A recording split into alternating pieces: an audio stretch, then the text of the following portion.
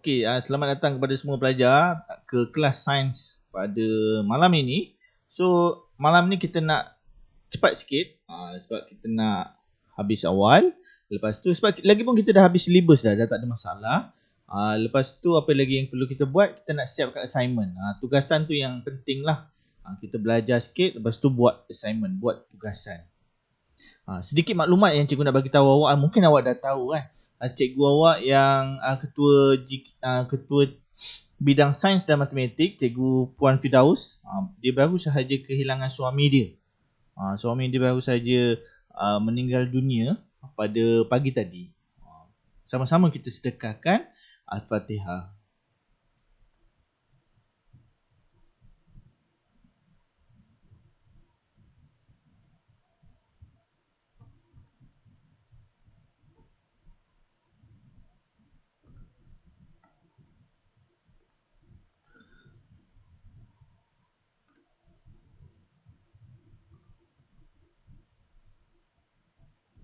Okey, untuk kelas pada malam ni kita nak start dengan sedikit ulang kaji untuk bab yang tingkatan 4. Sebab apabila cikgu buat analisis soalan pengesanan tu, cikgu dapati daripada awak ni mungkin awak lemah topik-topik yang masa tingkatan 4 dan awak lemah pada teknik menjawab soalan bahagian C. Bahagian C tu yang lemah tu, yang bahagian eksperimen tu. Itu yang kita perlu polish lagi supaya kita dapat markah yang lebih banyak pada bahagian tu. Sebab itu adalah lubuk-lubuk untuk markah kita kan.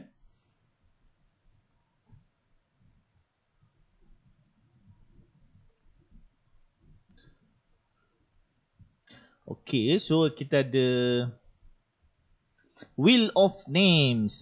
So seperti yang awak dapat lihat dekat belakang cikgu, kita ada nama kelas 5 budayawan. So kita ada berapa orang yang datang kelas pada malam ni, kita tengok sikit. Kita ada 8, 9, 10, 11. Okey lah, not bad.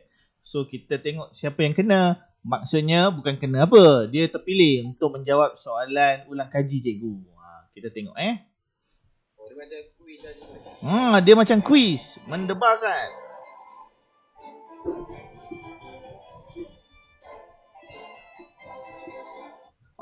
Baru tadi cikgu sebut Azan. Dia ada ke malam ni?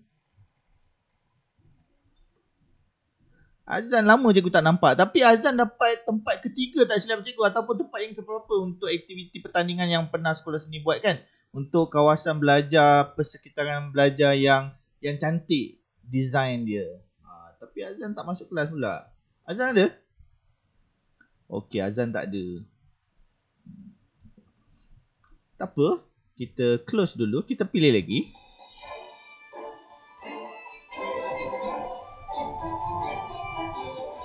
Yes! Zohai ke Afina? Okey, Zohai. Zohai ni dia ada pada malam ni sebab tadi cikgu nampak nama dia. Kan Zohai kan? Zohai ada kan? Ada, terima kasih. Cikgu tahu awak ada. Sebab malam ni cikgu tak buat yang TV cikgu tu semua tak ada. Jadi cikgu tak nampak awak. Yang ada cikgu nampak apa yang ada pada skrin awak sekarang ni. Itulah yang cikgu nampak. Okey, Zohai pernah bagi bantuan pernafasan tak Zohai pada sesiapa pun dalam kehidupan awak ni? Pernah tak? Tak pernah lagi. So ikan masa tingkatan 4 kita ada belajar Zohai. Kita ada belajar teknik untuk berdepan dengan mangsa-mangsa seperti renjatan elektrik, mangsa lemas, sesak nafas dan sebagainya lah. Ya? Serangan jantung pun termasuk kan cikgu? Serangan jantung pun termasuk. Bagus Ini jadi benda ni dia penting untuk semua bukan untuk pelajar je. Malahan cikgu pun kena mahir benda ni sebenarnya. Sebab kalau cikgu berdepan dengan pelajar yang macam ni, macam mana cikgu nak handle situasi yang sebegitu kan? Okey Zuhair, boleh nampak tak gambar kat belakang cikgu Zuhair? Dia ada A, B, C, D Kalau awak tengok mouse ni, ni A, B, C, D, E, F. Yang ini ada dalam gerak kerja tingkatan 4. Tapi tak kisahlah, kita just nak bincang je. Kita nak tahu apakah langkah-langkah yang betul. Yang pertama sekali, apa nak buat Zuhair? Yang mana yang pertama? Cuba awak tengok. Ya? B. Agak-agak tu boleh cerita sikit apa B tu? Panggil apa? Panggil apa Zuhair?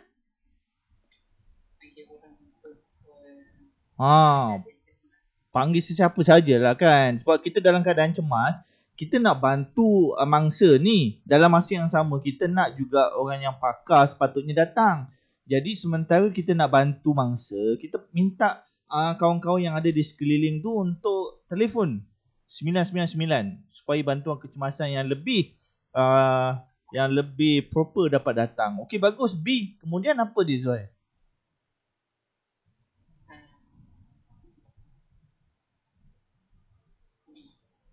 D. Dugong. Dia tengah buat apa tu? Cek dada. Oh, dia bernafas ke tak? Okey. Okey, lepas tu Zuhair? Ha? Last kali? Tak, dia kena susun Zuhair. Dia kena susun semua ni kan? F. Oh, bawah sekali F. Okey, F. F dia tengah buat apa? Dia buka mulut bangsa tu kan? Okey. Lepas tu?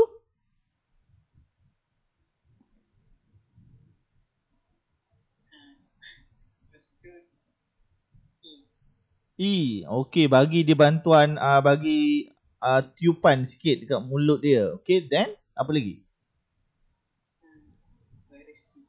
C. Lepas tu? A lah.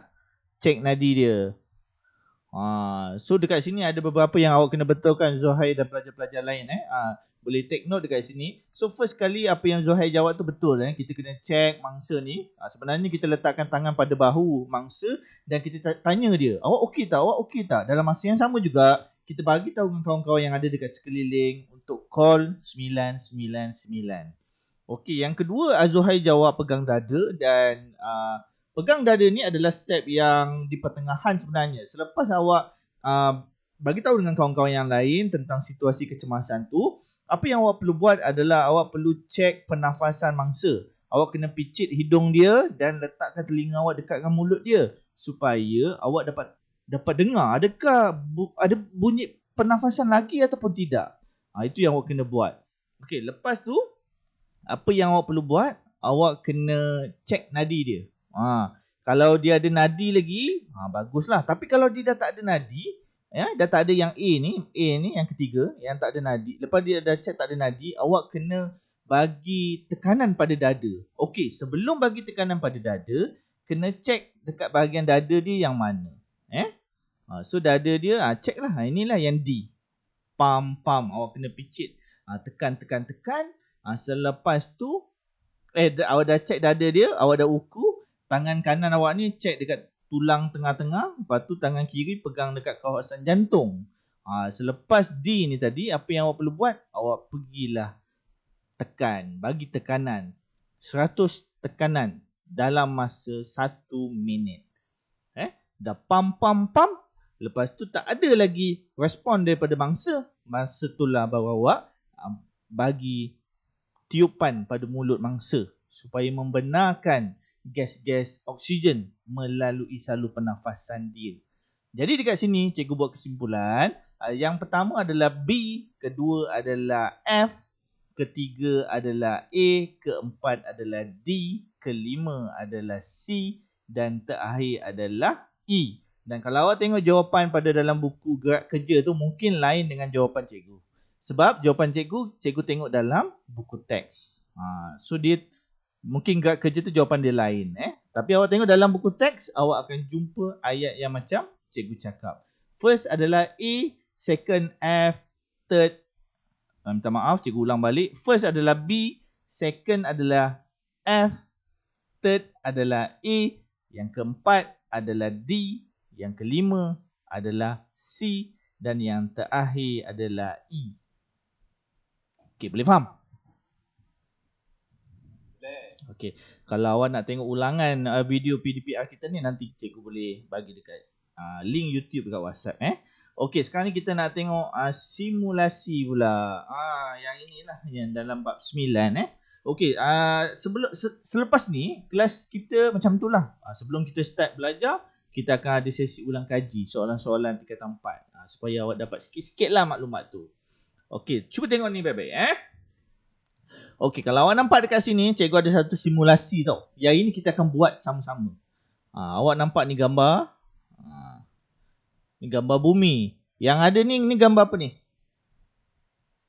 Boleh nampak? Ni yang mouse cikgu. Gambar apa?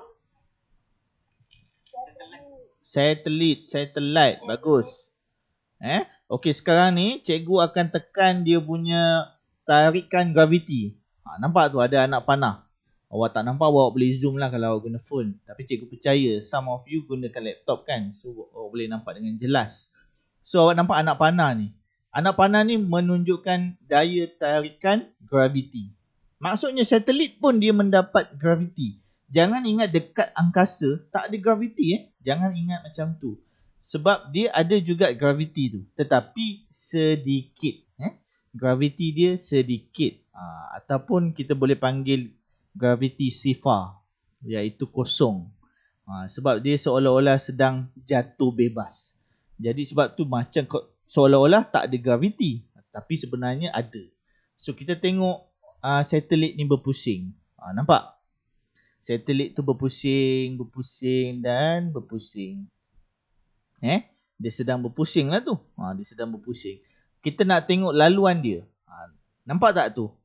Ada garisan putih cikgu tekan. Itu adalah laluan dia. Kalau awak tengok laluan dia bentuk apa? Siapa boleh bagi tahu? Tengok laluan dia. Tengok pemerhatian awak.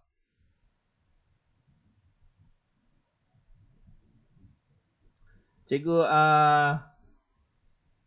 cikgu pilih Hani. Hani? Oh, Hani. Boleh buka mic Hani?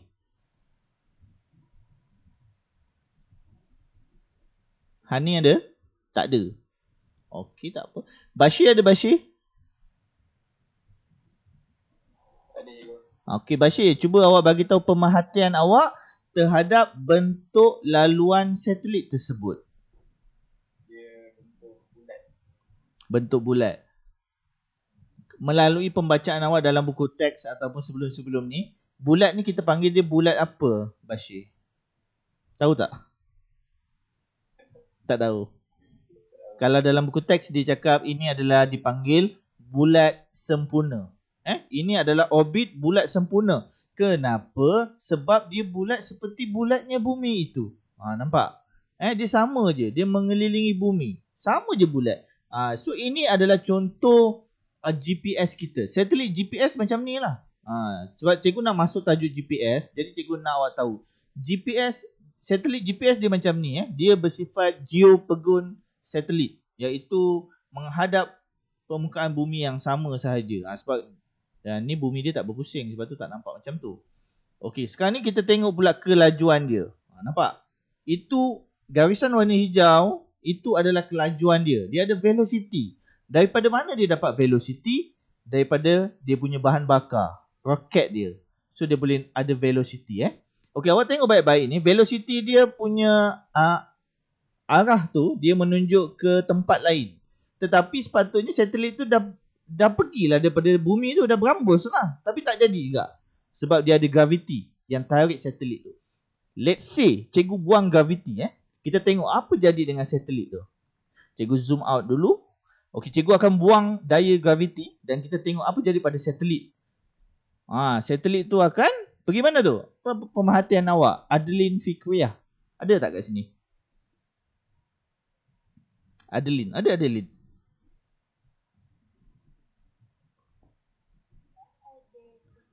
Ada. Terima kasih Adeline. Mana pergi satelit tadi Adeline?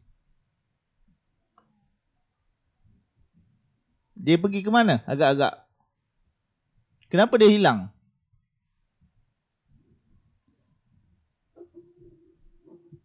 Sebab dia tak ada graviti Sebab dia tak ada graviti. Sebab dia tak ada graviti. Cikgu ulang balik. Cuba awak tengok ni baik-baik Kalau tadi ada graviti, so kita tengok apa jadi. Okey, dia berpusing ni. Dia berpusing. Tetapi kalau cikgu buang graviti, dia akan pergi ikut dia punya had laju lah. Macam tu. Okey, sekarang ni cikgu nak awak faham benda ni. Bagaimana kalau cikgu... Okey, dia sedang berpusing mengikut orbit yang bulat sempurna. Macam mana kalau kita nak masuk dalam orbit yang lebih besar? Kita ada satu kaedah yang kita panggil sebagai kaedah pemindahan Hohmann. Iaitu nak pindah daripada bulat sempurna kepada bulatan elips ataupun bulatan lonjong. So macam mana? Cikgu pausekan dia dulu. Apa yang berlaku? Cikgu akan tingkatkan kelajuan dia. Cikgu buat bahan bakar. Cikgu bakar bahan bakar yang cikgu bawa dalam satelit tu. Cikgu bagi dia lebih laju ke atas. Kita tengok jadi ataupun tak pemindahan Hohmann tu.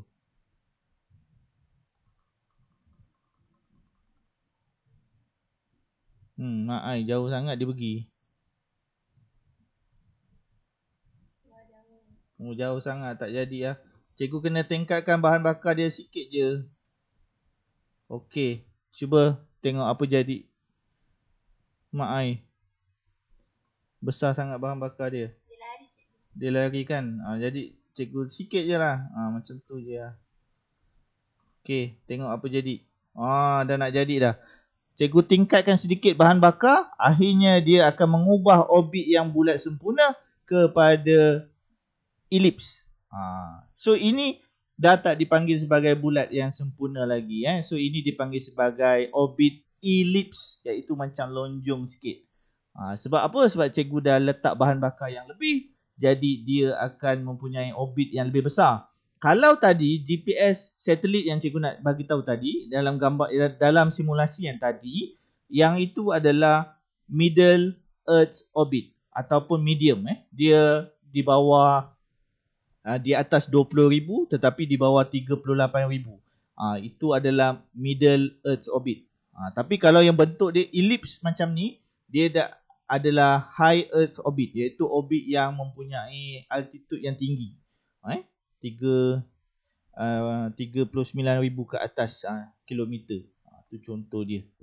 So ini adalah contohlah, ini adalah pemindahan orbit daripada orbit yang bulat sempurna kepada elips. Nama pemindahan ini adalah pemindahan Hohmann. Boleh tengok dalam buku teks. Buku teks ada. Mana buku teks? Okey, jadi pada malam ni cikgu nak masuk tajuk iaitu GPS. So kita nak menggunakan GPS lah. Dan awak pun pasti dah selalu menggunakan GPS. So ini tajuk yang mudah je. Tajuk yang mudah. So GPS basically dia ada 3 segmen. Dalam buku teks ni dia ada bagi tahu dia ada 3 segmen. Yang pertama ni adalah segmen kawalan. Senang cerita, kita di bumi akan mengawal satelit GPS dekat angkasa. Siapa yang nak mengawal? US yang mengawal. Bukan Malaysia, bukan negara lain. Sebab GPS dipunyai dan dimiliki dan dikawali oleh US. Amerika Syarikat. Dia yang kawal. Jadi dia yang akan bagi data kepada satelit dekat angkasa. Data apa yang dia bagi? Kat sini dia ada tulis. Data dia termasuklah posisi satelit GPS, faktor pembetulan waktu dan juga almanak. Almanak ni contohnya apa? Almanak ni adalah maklumat-maklumat tentang bumi dan tentang tentang apa yang kita panggil itu astronomi. Cikgu akan tunjuk contoh almanak. Contoh almanak dia yang ini. Yang ini boleh dapat dekat laman web Mufti. Laman web Mufti Wilayah Persekutuan. Dia nampak ni. Dia tajuk dia adalah Almanak Falak 2020. Apakah itu almanak? Almanak ni termasuklah waktu-waktu awak semayang, waktu berbuka puasa dan sebagainya. Itu contoh yang dikatakan almanak. Data-data yang sebegitu akan dihantar kepada satelit yang dekat angkasa. Okey, segmen yang kedua adalah segmen angkasa. Segmen angkasa ni adalah GPS yang ada dekat angkasa tu lah. So apa yang dia buat? GPS dekat angkasa tu ada berapa banyak? Cikgu pasti antara awak pernah buat kajian satelit tentang GPS. Dekat angkasa tu ada berapa GPS? Cikgu lupa siapa yang buat ni. Kalau yang ingat boleh bagi tahu cikgu tak? Siapa yang buat kajian satelit GPS? Yang hari tu dia ada bentang, tak silap cikgu. Siapa?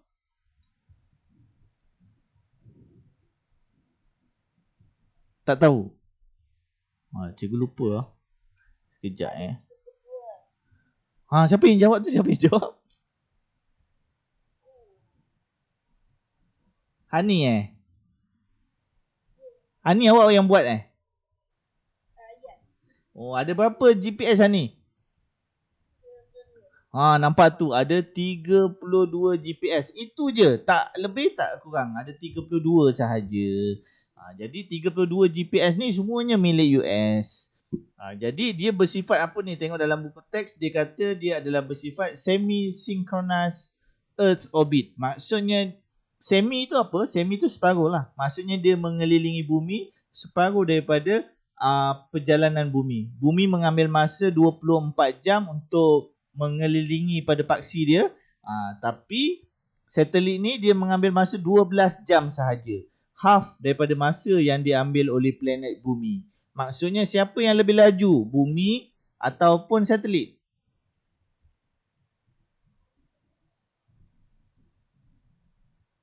Bumi 24 jam, satelit 12 jam. Siapa yang lebih laju? Satelit yang lebih laju daripada bumi. Satelit GPS dia lebih laju dan dia ada banyak. Dia ada 32. Dalam satu-satu masa, atas kepala kita boleh ada 4. At least ada 4. Tak boleh lebih kurang daripada 4. At least dia ada 4 satelit GPS. Barulah awak akan dapat coverage yang lebih baik. Dia memang akan ada 4. Tak boleh kurang daripada 4. Memang normally dia akan ada 4 atas kepala kita. Kalau awak nampak lah. Dia memang ada 4. Okey, segmen GPS yang terakhir adalah segmen pengguna.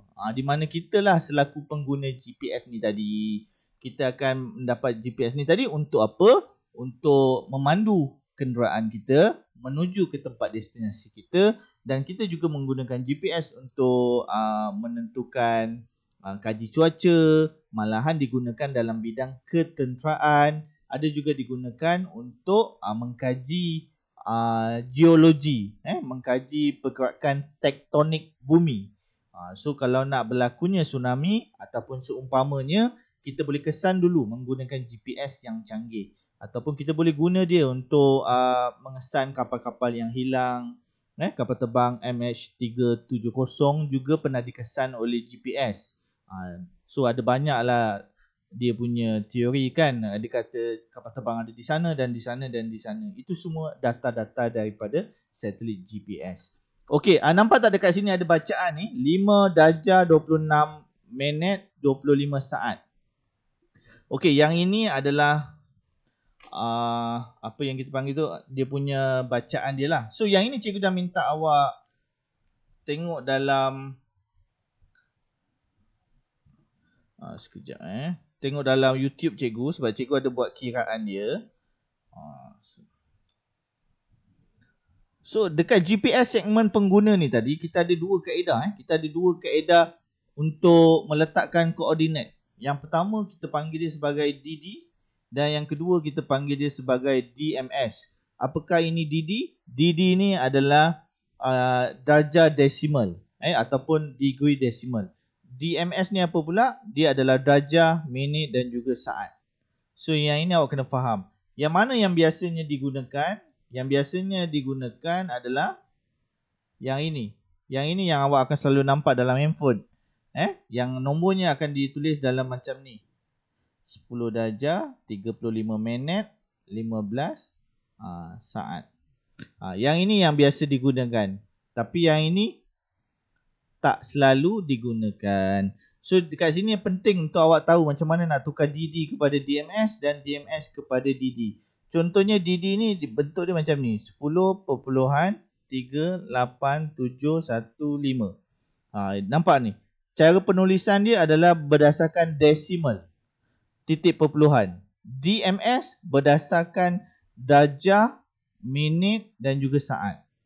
So ini yang awak kena faham. Faham betul-betul. Cikgu yang ni cikgu tak payah nak explain sebab yang ini awak boleh tengok dalam YouTube. Link cikgu dah bagi dalam WhatsApp kelas. So sebab kalau cikgu explain sekarang mungkin awak akan terlepas sesuatu dan susah nak ulang. Jadi bila awak tengok video dekat YouTube cikgu, kalau awak terlepas cara nak kiraan, awak boleh turn balik, awak boleh ke belakang balik. Yang ini penting. Sebab bab yang ini dia first time keluar dalam KSSM dan cikgu target dia bab yang akan keluar dalam SPM nantilah. Biasanya macam gitu. Kalau bab tu dia baru diperkenalkan, dialah yang akan disoal dalam peperiksaan SPM. Normally macam itulah. Okey, sampai sekarang ni ada apa-apa soalan tak daripada awak? Boleh faham tak? Boleh So untuk pelajar-pelajar yang baru masuk, yang tadi cikgu dah bagi tahu dengan sistem pelajar, cikgu ada bagi awak assignment. Assignment yang ketiga. Semua dah dapat 3 tugasan. Tugasan yang pertama adalah tentang bab daya dan gerakan. Bab daya dan gerakan ni adalah game lab yang kita main game tu. Cikgu tanda benda tu Cikgu cek jawapan daripada awak. Dan tugasan yang kedua adalah kajian satelit. Yang telah awak semua buat, kecuali ada beberapa pelajar yang tak siap. Okey, kita ada tugasan yang ketiga. Yang ketiga ni wajib semua buat sebelum Khamis 3 petang. Wajib hantar. Dia dalam bentuk quizzes. Awak jawab quiz je. Sebab dekat sini cikgu ada letak apa tu nama dia, PBD. Cikgu ada PBD included dalam quizzes ni. So dekat sini penting untuk awak sebab nak tengok sejauh mana pemahaman awak terhadap bab yang ke-9 teknologi yang selepas. Boleh faham tak yang ni tentang assignment ni? Ada apa-apa soalan? Tak ada. Quizzes ni sangat mudah. 21 soalan.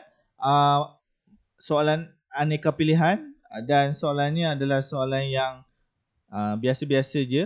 At least awak boleh dapat TP4 untuk PBD.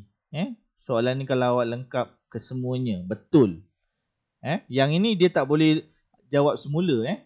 Dia tak macam awak buat quizzes, awak ada peluang untuk betulkan jawapan-jawapan awak. Yang ini tak boleh. Kalau awak nak jawab semula, awak kena start daripada awal. Itu perbezaan dia lah. Okey. So itu adalah assignment untuk awak. Hari Khamis 3 petang adalah due date dia. Itu sahaja.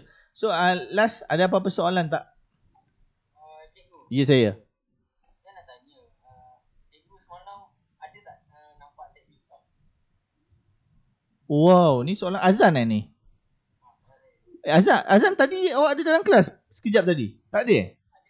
Cikgu ada panggil nama awak tadi? Oh, dia masuk lambat. Okey, tak apa. Apa Azan nak tengok apa tahi bintang tu Cikgu tak tengok sebab dia pukul 12 pagi. Azan ada tengok ah? Sama dengan cikgu, dia tidur juga. Dia 12 pagi sampai pukul 5 petang. 5 petang pula. 12 pagi, 12 tengah malam tu sampai pukul 5 pagi. Itu adalah waktu di mana kita boleh tengok meteor dalam jumlah yang banyak. Meteor dalam sekarang ni tak ada ke kes yang macam tahi bintang ni dia terlanggar satelit, tak ada tahi bintang dia terlanggar? Satelit. Okey, dia tak ada langgar satelit. Ni soalan yang bagus lah kan. Kenapa dia kan tak boleh langgar satelit ke? Jawapan dia boleh je. Tapi sebab satelit dia ada mekanisme pembetulan. Kalau awak tengok tadi dia ada 3 segmen. Cikgu cakap dia ada segmen kawalan, segmen angkasa dan segmen pengguna. Pada segmen kawalan, dekat situ dia boleh buat pembetulan hala tuju. Awak tengok dalam buku teks dia ada cakap untuk pembetulan koordinat satelit. So, bila dia mengesan ada meteor yang nak datang, meteor ni bila dia dah sampai dekat kita punya orbit, kita panggil dia meteor lah. Masa dia dekat atas, kita panggil dia lain. Jadi bila dia dah sampai, jadi satelit ni dia akan mengubah haluan. Dia akan tambah bahan bakar dan dia akan ubah haluan. Tapi dalam orbit yang sama. Untuk dia tidak bertembung dengan meteor tu. Itu jawapan daripada cikgu lah. Tapi bagus kalau awak dapat tengok mencerap langit pada waktu malam tu. Dia semalam dengan last night. Dua last night. Awak boleh nampak tahi-tahi bintang tu. Kenapa dia jadi tahi bintang? Kenapa dia jadi garisan macam tahi tu? Apa jadi pada dia sebenarnya dekat lapisan ozon kita? Dia terbakar je. Dia terbakar kan? Betul. Sebab Sebab dia terbakar tu, sebab kita ada lapisan ozon dan juga atmosfera tu. Jadi dia nak masuk tu, dia terpaksa melanggar molekul-molekul ozon dan juga atmosfera. Jadi dia akhirnya bergeser dengan molekul-molekul gas dan dia terbakar. Macam tu. Okey, ada apa-apa soalan yang lain? Terima kasih Azan, soalan yang bagus tu. Tentang isu-isu semasa. Lagi ada apa-apa soalan? Cikgu, saya nak tanya yang kan satelit kan cikgu kata dekat satelit kan ada graviti kan cikgu. Okey. Satelit dia ada graviti. Bumi ada graviti. Kita betulkan ayat tu. Bumi yang ada graviti. Okey, Daniel sambung. Dia tak tarik ke satelit tu jatuh kat bumi? Ke sebab dia dah jauh daripada bumi? Dia sebenarnya masih tertarik tau Daniel. Dia masih tertarik dengan bumi. Sebab dia berpusing tu, satu masa nanti dia akan jatuh juga ke bumi. Dia akan jatuh juga. Cuma awak kena bayangkan seperti ni. Awak cuba bayangkan. Kita baling bola baseball. Kita baling. Kalau awak kuat, bola tu akan pergi lebih jauh dan ke mana lepas tu dia pergi? Daniel, cuba awak bayangkan. Awak baling bola lisut kan, bola baseball. Lepas awak baling, mana bola tu pergi? Tanah juga. Ke tanah juga. Akhirnya dia akan jatuh. Tapi kenapa masa awak baling dia tak jatuh pula? Sebab dia ada had laju yang tinggi tau. Dia ada had laju yang tinggi. Sebab tu dia lambat nak jatuh. Semakin kuat awak baling dia, semakin lama dia nak jatuh. Tapi at last, mesti jatuh juga. Sepandai-pandai tupai melompat, akhirnya jatuh ke tanah jua. Dia sama seperti itu. Jadi satelit ni, walau macam mana pun, dia still memerlukan bahan bakar supaya dia ada kekal pada orbit dia. Kalau dia tak ada bahan bakar, dia tak dapat maintenance, akhirnya dia akan jatuh dan masuk ke lapisan ozon dan atmosfera bumi dan akhirnya dia akan meletup. Dan dia akan hilanglah menjadi sampah angkasa. Space junk. Bahan bakar dia tak habis tu kalau sepakai. Okey, bahan bakar dia awak boleh buat kajian dalam Google. Cikgu ada buat kajian sikit. Bahan bakar dia menggunakan solar. Tenaga solar yang dah dikumpulkan lama tu akan ditukarkan kepada bahan bakar. Dia jadi macam power bank lah. Kita pun ada kereta Tesla kan. Kenapa kereta Tesla tu masih ada? Dia tak gunakan minyak pun. Kenapa dia boleh jalan? Sebab dia menggunakan elektrik. Sama juga dengan satelit. Satelit bila dia dah sampai ke atas, dia akan lebarkan sayap dia, iaitu panel solar dia untuk collect tenaga. Bila dia dah dapat tenaga, lepas tu dia dah tak payah fikir banyak lah. Tenaga tu boleh simpan dalam power bank. Bila dia nak guna, dia akan boost dia punya power. Itu melalui pembacaan cikgu lah. Tapi dia mungkin ada jawapan yang lebih detail untuk tu. Kita tak ada konsep bahan bakar daripada bumi kita hantar sikit kepada satelit. Tak ada. Yang itu untuk ISS saja, International Space Satellite. Yang itu, ya, kita akan hantar bahan bakar kepada ISS. Tetapi kalau satelit kecil, awak kan dah buat kajian-kajian satelit awak kan? Awak pun dah tahu, ada satelit tu yang sebesar monitor TV je. Jadi, dia taklah berat mana. Jadi, dia tak memerlukan bahan bakar yang banyak. Pakai tenaga solar, lepas tu boost pun dah cukup. Kalau satelit tu besar, dia perlukan bahan bakar lah. Contohnya macam ISS. So, kita kena hantar bahan bakar dia lah. Cecair hidrogen dan juga cecair oksigen.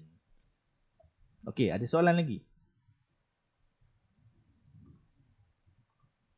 Tak ada. Okey, kalau tak ada, cikgu nak tutup kelas cikgu dengan sedikit ilmu yang cikgu nak bagi pada awak. Sedikit ulang kaji yang cikgu nak bagi pada awak. Ulang kaji bab tingkatan. Yang ini cikgu lupa lah. Ni, siapa yang ingat? Apa tu fenomena kesan rumah hijau. Nama dia kesan rumah hijau ni adalah tingkatan berapa belajar?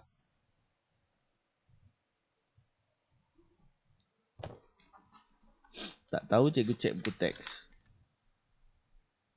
Dia bab 3 bab 3 tingkatan 5. Kesan rumah hijau. Okey, kesan rumah hijau ni disebabkan oleh pengumpulan gas apa? Syahirano. Dia disebabkan pengumpulan gas apa yang menyebabkan kesan rumah hijau? Gas karbon dioksida. Bagus. Sekejap dia tengah nak loading. Kita belajar melalui simulasi yang macam ni, dia senang sikit untuk PDP bila kita tak boleh berjumpa fizikal kan. Okey, cuba tengok ni. Ini adalah simulasi simulasi macam mana kesan rumah hijau tu boleh berlaku. Ni sekadar ulang kaji. Mungkin ada antara awak yang dah mahir bab ni dan dia dah power kan. So tak apa. Tapi awak boleh tengok je. Kita nak belajar sedikit. Ni nak buat apa ni sekejap.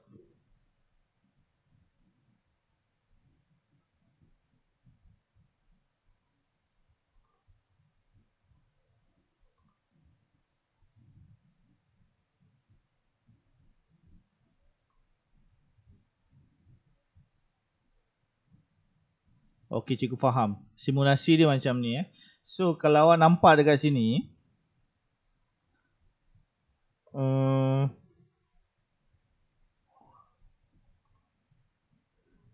sebab hari tu cikgu tengok lain tau. Ni dia. Okey. Okey, so kalau awak nampak dekat sini, cuba awak tengok baik-baik Yang ini adalah greenhouse gas concentration. Maksudnya kepekatan gas karbon dioksida lah. Cikgu letak kosong, none.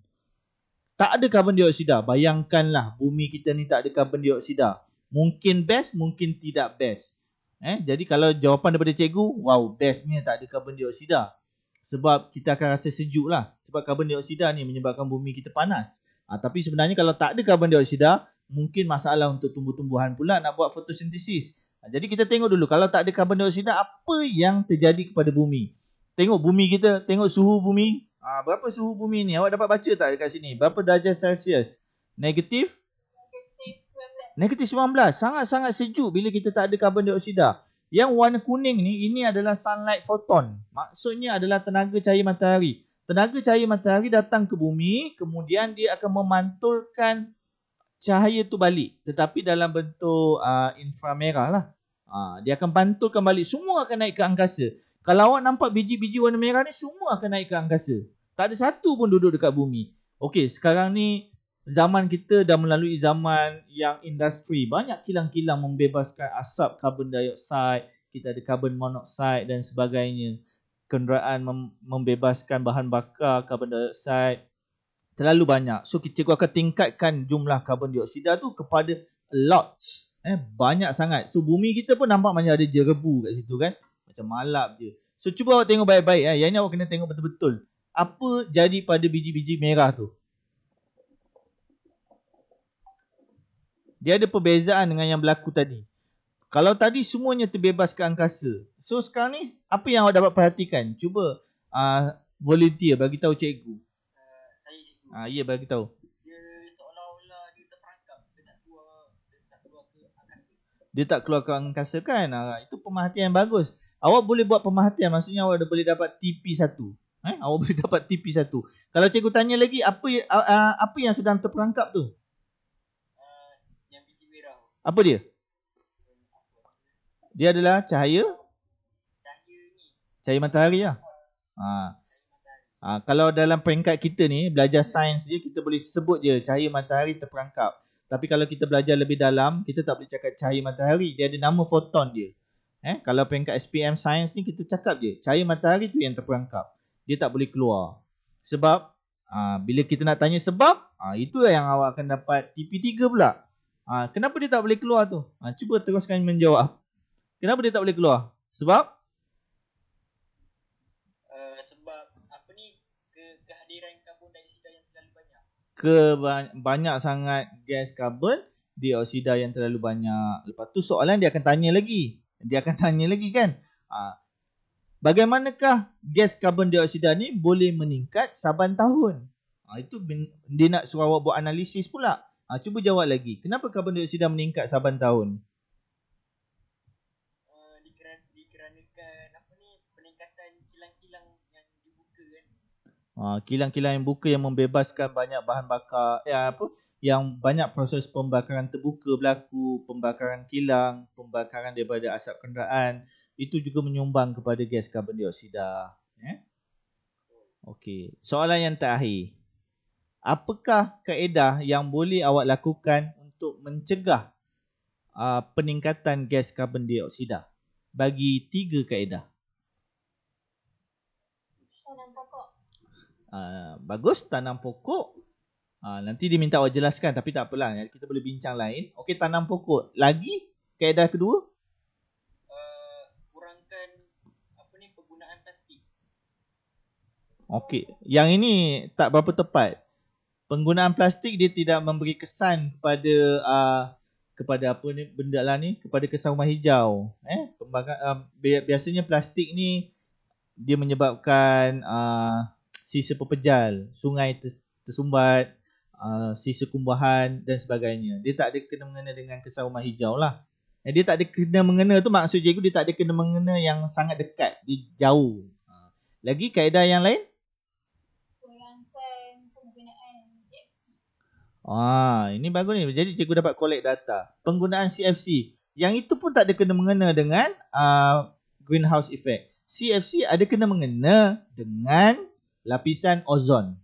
Lapisan ozon semakin tipis sebab kita gunakan CFC. Jadi ini tentang fenomena lain. Ini tentang kesan rumah hijau. Awak nak tahu awak kena buat kaedah apa nak menyelesaikan masalah, awak kena tahu punca dia.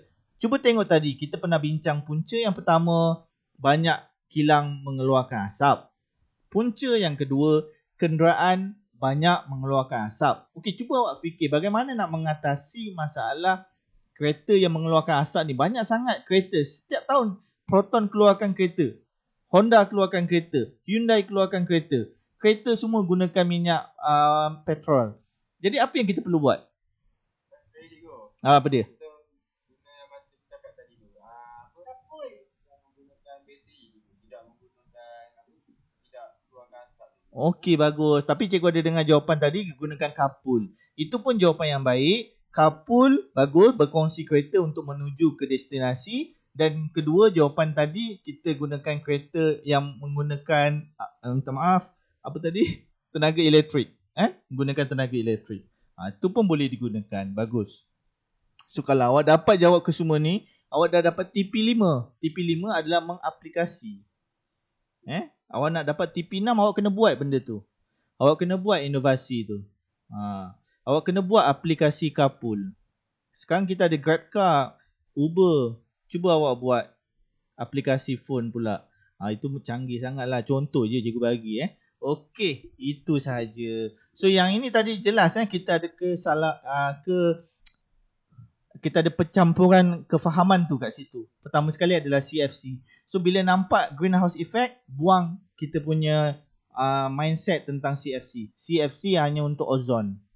CFC hanya untuk ozon. Okey, yang kedua, bila kita nak mengesan punca, kita tak boleh kaitkan plastik dalam kesan rumah hijau. Kesan rumah hijau dia jauh sikit dengan plastik. Plastik ni biasanya dia adalah menyebabkan bumi kita tercemar disebabkan oleh pengumpulan sisa pepejal yang tak boleh dibiodegradasikan. Dia tak boleh ditelan oleh bumi lah dengan kata lain. Kalau kurangkan bangunan berkaca. Kurangkan bangunan yang Berkaca. Boleh jelaskan? Kenapa kurangkan bangunan yang berkaca? Pantulan dia. Kurangkan bangunan yang berkaca. Kurangkan bangunan yang berkaca sebab dia memantulkan cahaya ke angkasa ke? Sekejap cikgu kena fikir balik. Kurangkan bangunan yang berkaca. Yang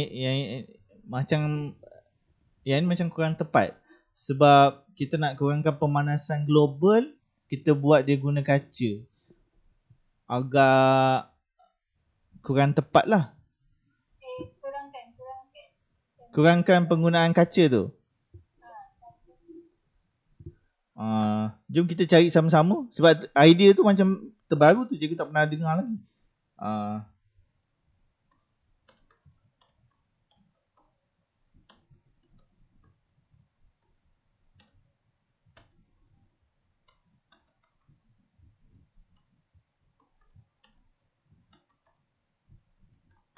Okay, cikgu type kat Google. Less use of glass can fight greenhouse effect. Jom kita klik yang pertama. Dia kata apa? Expert expert pernah bagi tahu. Allah, apa benda yang keluar ni? Iklan ke? Expert pernah bagi tahu yang bangunan yang ada berkaca ni dia boleh menjimatkan tenaga dalam climate crisis. Ban on glass. Sekejap bagi cikgu baca sekejap.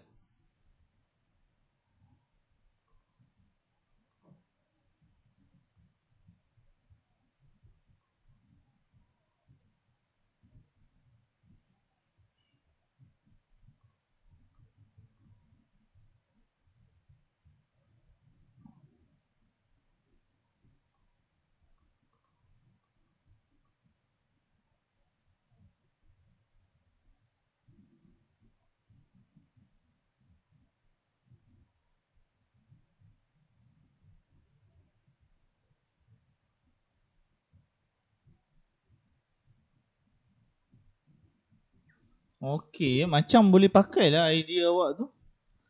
Macam boleh pakai sebab cikgu kena baca balik lah idea ni. Ni dia kata dalam sumber web ni, expert call for ban on glass skyscrapers to save energy in climate crisis.